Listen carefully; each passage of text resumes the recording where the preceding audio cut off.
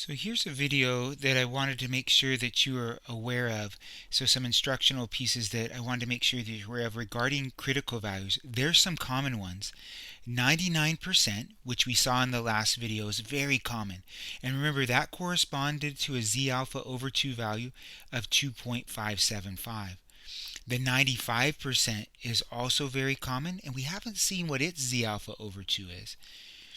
And the 90% is also extremely common, and we haven't seen what its critical value is, its Z alpha over 2 value is. And so what I wanted to point out is these are so common that our charts are structured to just hand us those because they're there. You'll have them memorized, to be honest, by the end of your experience in chapter 7. So let me go to the chart and make that big and show you an aspect of the chart that is going to help us to find those guys nicely. Sorry, I was having trouble making it big. So let me come down here, and what I want you to see is on the bottom part of your positive z-score chart is off on the bottom right hand side are common critical values. So notice what it says.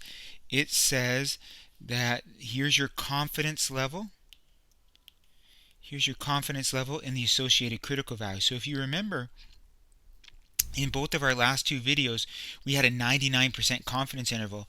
And in the first video, I said it just was 2.575. And in the second one, I showed you exactly how to find that. Well, you're not going to have to go through those problems with every one if it's common, because you can just read them right out of here. 95 corresponds to 1.96, and 90 corresponds to 1.645.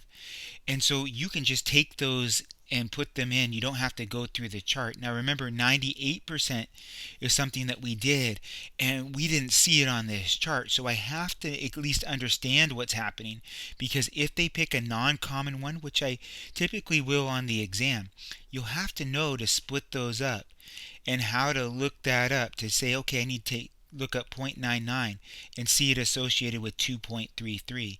So 98% confidence corresponds to 2.33. But I just wanted you to be aware that in this chart, those common critical values are right down there at the bottom. And so when you have a common critical value in a question, it's going to be super quick.